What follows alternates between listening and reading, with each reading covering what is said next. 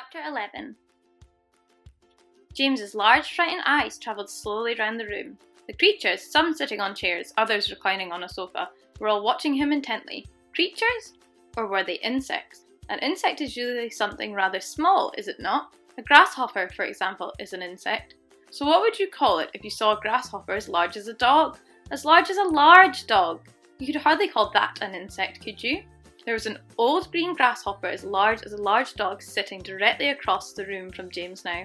And next to the old green grasshopper, there was an enormous spider. And next to the spider, there was a giant ladybird with 9 black spots on her scarlet shell. Each one of these 3 was squatting upon a magnificent chair. On a sofa nearby, reclining comfortably in a curled position, there was a centipede and an earthworm. On the floor over in the far corner, there was something thick and white that looked as though it might be a silkworm, but it was sleeping soundly and no one was paying any attention to it.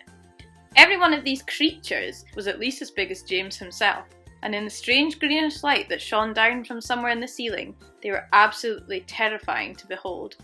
"I'm hungry," the spider announced suddenly, staring hard at James.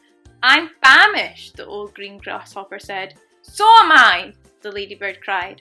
The centipede sat up a little straighter on the sofa. "Everyone's famished," he said. "We need food." 4 pairs of round, black, glassy eyes were all fixed upon James. The centipede made a wriggling movement with his body as though he were about to glide off the sofa. But he didn't. There was a long pause and a long silence. The spider, who happened to be a female spider, opened her mouth and ran a long black tongue delicately over her lips. "Aren't you hungry?" she asked suddenly, leaning forward and addressing herself to James. Poor James was backed up against the far wall, shivering with fright, much too terrified to answer. "What's the matter with you?" the old green grasshopper asked. "You look positively ill." "He looks as though he's going to faint any second," the centipede said.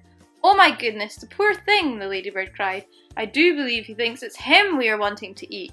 There was a roar of laughter from all sides. Oh dear, they said. "What an awful thought." "You mustn't be frightened," the ladybird said kindly. "We wouldn't dream of hurting you.